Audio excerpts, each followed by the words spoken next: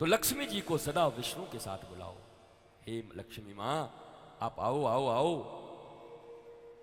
पर धीरे से कान में कह देना, आना तो नारायण को लेके आना। क्यों, मैं अकेले नहीं आ सकती?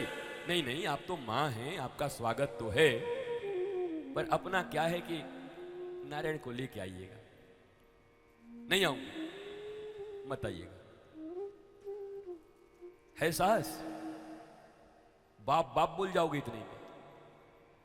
लक्ष्मी कह दे नहीं आऊंगी, मत आइएगा। क्यों?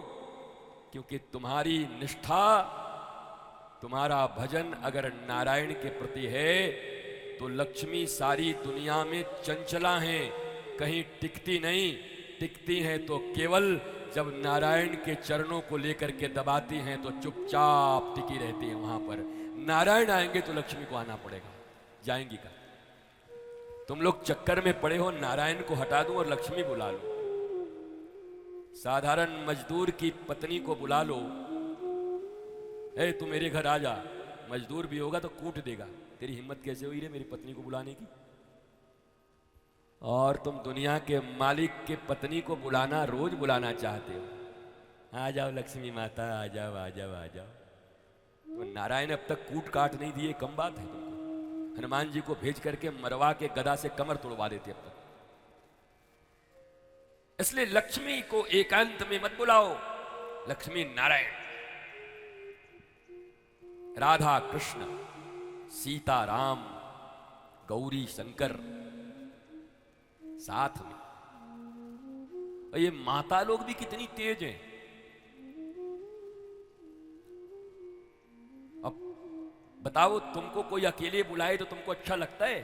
तुम्हारे पति के रहते लगेगा? तो तुम काहे बुलाती हो लक्ष्मी को?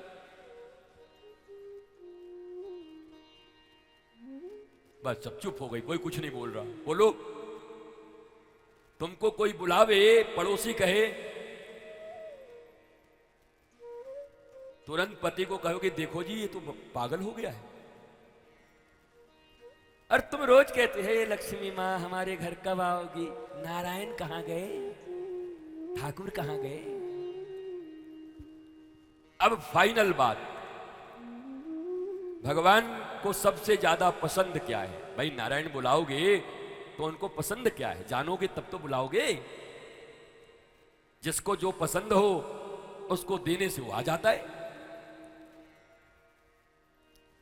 तो पूतना वध में तुमको ये दिखाई पड़ेगा कि भगवान ने पूतना का वध क्यों किया और पूतना का अर्थ क्या होता है।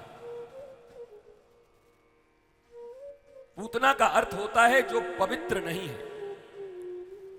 पूत माने पवित्र और ना माने ना। पवित्र नहीं है जो, उसको कहते हैं पूतना। उद्घोषणा ये करनी चाहिए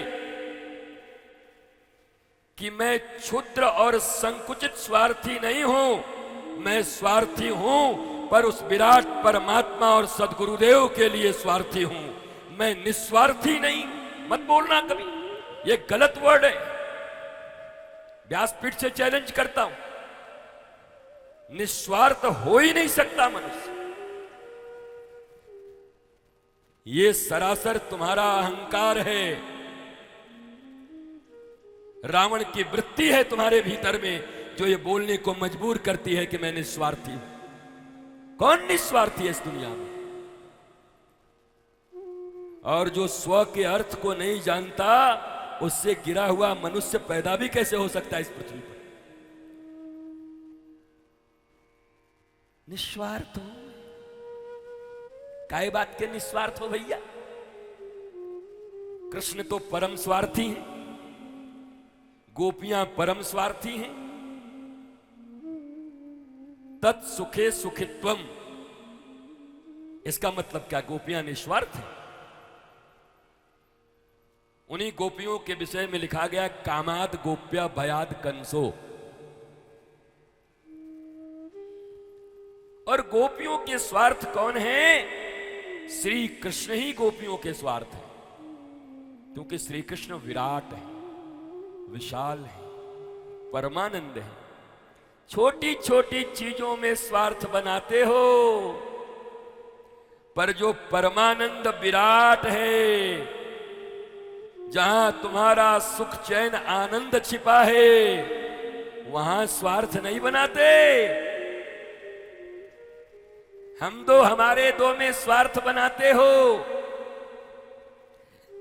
बिस्तर बढ़िया न मिले तो स्वार्थी हो जाते हो। एक टाइम भोजन न मिले बढ़िया तो स्वार्थी हो जाते हो। पीने को सिगरेट टाइम पर न मिले तो स्वार्थी हो जाते हो। और संत महात्मा गुरु और भगवान के पास बैठकर कहते हैं मैं निस्वार्थ हूं। तुम्हारी भाषा बुरी है और शायद अहंकार ने तुम्हारे मति पर इतना प्रभाव डाल दिया है कि भगवत विशुद्ध ज्ञान तुम्हारे बस में नहीं है। इस जन्म में विशुद्ध भगवत ज्ञान केवल और केवल सूरदास की भाव से ही प्रकट हो सकते हैं। मौसम कौन कुटिल खल का, कुटिल भी मैं, खल भी मैं, कामी भी मैं। तो स्वार्थी तुम्हारा बाप, तुम स्वार्थी नहीं हुए। हमारा कोई स्वार्थ नहीं है, हम तो बस आ गए, सामाजिक आदमी हैं, सोशल वर्कर हैं, यहां पर सोशल वर्क करने के लिए। भैया अपना पहला अपना वर्क कर लो ठीक से। जन्म लिए हो, अपना तो वर्क कर लो। 83,99,999 योनियों में कुत्ते, गधे, भेड़ी, मच्छर, बैक्टीरिया बनकर के तो मनुष्य बन के आए हो। अपना वर्क तो ठीक ठीक से कर लो। सोशल वर्क करने निकले हो, सोशल। भागवत की कथा में व्यवहारिकता भी मना है, ध्यान दो। भागवत के कथा में, अनुष्ठान में, राम की कथा में व्यवहार भी नहीं करना चाहिए। आइए कब आए,